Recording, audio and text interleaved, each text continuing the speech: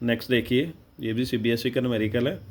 दो कैपेसिटर हैं C1 C2, दोनों की कैपेसिटेंस कितनी है 1 माइक्रोफैरड, यानी कि C1 की भी 1 माइक्रोफैरड और C2 की भी 1 माइक्रोफैरड।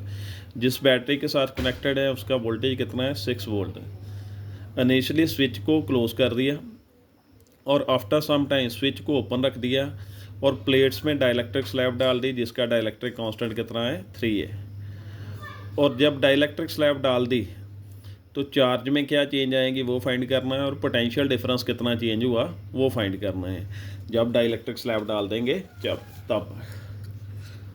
ये देखिए, ये इसका डायग्राम है। ये दो कैपेसिटर हैं जो पैरेलल में लगे हुए हैं, ये स्विच है और ये बैटरी है। बैटरी का वोल्टेज कितना है 6 वोल्ट है।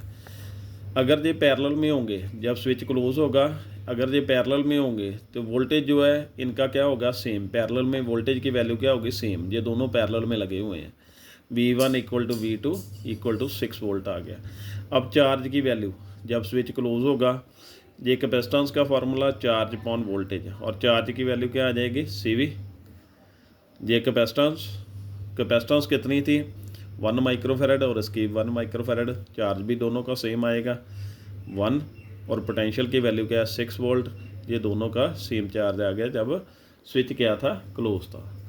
अब दूसरा देखिए, जब डाइलेक्ट्रिक स्लैब डाल देंगे तो इसकी कैपेसिटेंस किस फार्मूले के अकॉर्डिंगली चेंज होगी, इस फार्मूले के अकॉर्डिंगली कि ये C0 इनिशियली होगी, C' अब वाली होगी।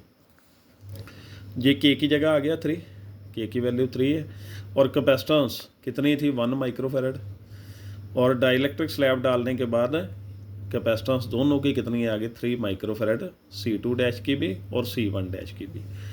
अब पोटेंशियल डिफरेंस देखो, जब इस स्विच को ओपन कर देंगे तो इसका पोटेंशियल डिफरेंस तो सेम रहेगा, इसकी दोनों वायर्स इसके साथ कनेक्टेड है, तो पोटेंशियल डिफरेंस फर्स्ट वाले का 6 वोल्ट आ जाएगा। C2 का चेंज होगा वो बाद में निकालते हैं, 6 वोल्ट आ गया। अब चार्ज का फार्मूला फिर से जहाँ से आ जाएगा Q इक्वल टू CV। अब देखिए, इसकी कैपेसिटेंस की वैल्यू क्या थी डाइलेक्ट्रिक स्लैब डालने के बाद 3, और वोल्टेज कितनी है 6 है। सॉल्व करने के बाद ये आ गया। अब दूसरे का पोटेंशियल जो है वो फाइंड करेंगे। देखो, जब इसको डिस्कनेक्ट कर दिया जाएगा तो ये चार्ज हो चुके होंगे, तो चार्ज की वैल्यू सेम ही रहेगी दोनों की, वो क्या रहेगी 6 माइक्रोफैरड। दूसरे के लिए भी 6 माइक्रोफैरड आ जाएगी।